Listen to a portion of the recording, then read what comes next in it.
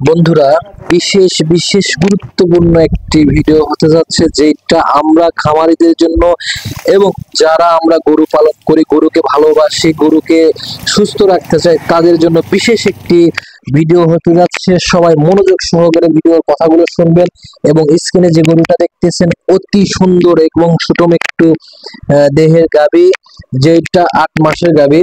তো প্রিয় দর্শকবৃন্দ, আমি যেটা সম্পর্কে কথা বলতে চাচ্ছিলাম সেটা হলো, আমরা বর্তমানে আমাদের দেশে ভাইরাস জনিত রোগের কারণে আমাদের দেশে প্রাণী আহ, অতি খুবই গুরুত্বপূর্ণ ভাবে ক্ষতিগ্রস্ত হচ্ছে এবং বিশেষ করে ভাইরাস দ্বারা আক্রান্ত প্রাণীগুলো মারা যাচ্ছে, যে কারণে আমরা সচেতন অবশ্যই থাকতে হবে। আজকের ভিডিওটি খুরে রোগ সম্পর্কে আমি কিছু তথ্য আপনাদেরকে দেওয়ার চেষ্টা করব।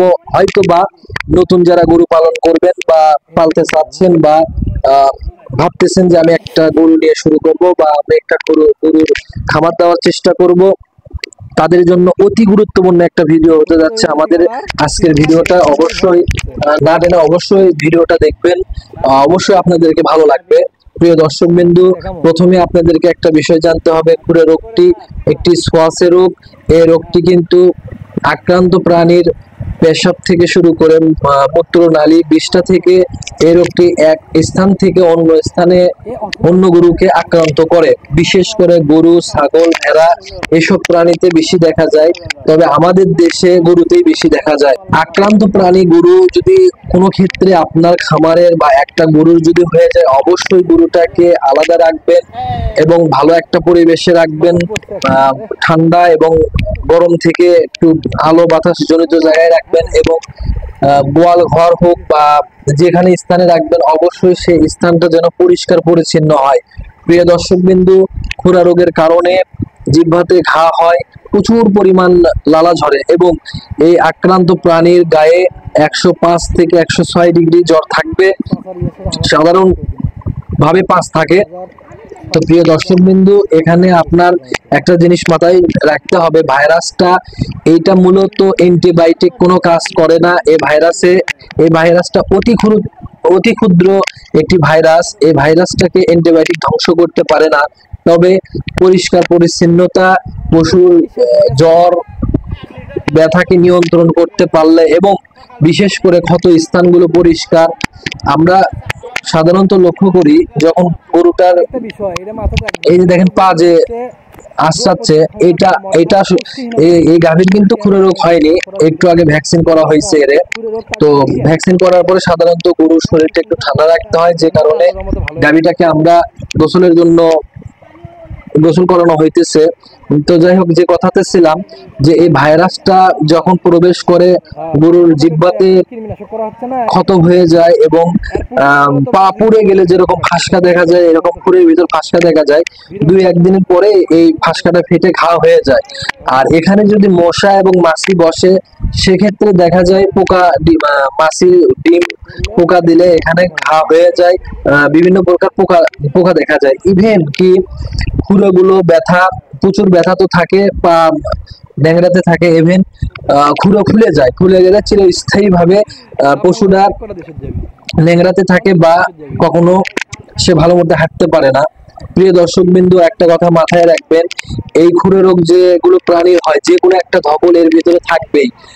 যদি এই গাভী হয়, দুধ উৎপাদনশীল গাভী হয়, তাইলে দুধ কমে যাবে, এটা স্বাভাবিক, এবং মাংসের চাহিদা কমে যাবে, মাংস উৎপাদন কমে যাবে, মাংস দিন দিন শুকে যাবে। প্রিয় দর্শক বিন্দু, এই ভাইরাস যদি হয়ে যায়, সেক্ষেত্রে আপনার অন্য অন্য পশুর কাছ থেকে অবশ্যই আলাদা রাখতে হবে। যদিও বা এটা ছোঁয়াচে রোগ, এক প্রাণী থেকে অন্য প্রাণীতে দ্রুত ছড়াবে, যেমন এর লালা, এর মুখের লালা, এর খাবার, এর বিষ্ঠা, এর পেশাব থেকে অন্য প্রাণীর আক্রান্ত হইতে পারে। এটা অতি ক্ষুদ্র জীবাণু হওয়ার কারণে আমরা খালি চোখে এটা দেখতে পারি না। এটা এক স্থান থেকে অন্য স্থানে দ্রুত ছড়ায় এবং 1 কিলোমিটারের ভিতরে এটা ছড়ে যায়, যে কারণে ব্যাপক হারে আমাদের বাংলাদেশের গবাদি পশুর ক্ষতিগ্রস্ত হচ্ছে। প্রিয় দর্শক বিন্দু, তো আমাদের খামারের ভিতরে যদি একটা প্রাণীর হয়ে যায়, অবশ্যই প্রাণীটাকে আমরা আলাদা রাখবো এবং এই প্রাণীটার যত্ন যদি আমরা নিতে পারি, অবশ্যই ভালো হয়ে যাবে। বিশেষ করে ক্ষত স্থানগুলো জীবাণুনাশক দিয়ে ধুয়ে নিতে হবে এবং গোয়াল ঘরটা পরিষ্কার পরিচ্ছন্ন রাখতে হবে এবং একজন অভিজ্ঞ ভেটেরিনারি ডাক্তারকে নিয়ে আসার পরে ওনার পরামর্শে গরুটাকে ট্রিটমেন্ট দিতে হবে। বিশেষ করে জ্বর ব্যথার ট্রিটমেন্টটা প্রয়োজনীয় এবং একজন খামারি তার প্রচেষ্টায় যত্নের মাধ্যমে পশুটা দ্রুত স্বাভাবিক হয়ে যাবে। বড় প্রাণীগুলো 10 থেকে 12 দিনের মধ্যে স্বাভাবিক হয়। আর বিশেষ করে আমি কষ্টের দুঃখের মাধ্যমে বলতে যাচ্ছি, যদি বাছুরের হয়ে যায় অনেক সময় বাছুরটা মারা যায়। প্রিয় দর্শক বিন্দু, এরকম ভাবে আমাদের দেশে অর্থনৈতিক ভাবে আমরা যেমন ক্ষতিগ্রস্ত হচ্ছি, প্রাণী সম্পদ অধিদপ্তর এটার বিপর্যয় আমরা কাটে উঠতে পারতেছি না। আমরা যদি সচেতন না হই তাইলে আমাদের এই সম্পদগুলো নষ্ট হয়ে যাবে। যে কারণে খুরে রোগের ভ্যাকসিন আমরা প্রতি বছরে 2 বার করব, অন্তত 6 মাস পর পর খুরে রোগের ভ্যাকসিন করব।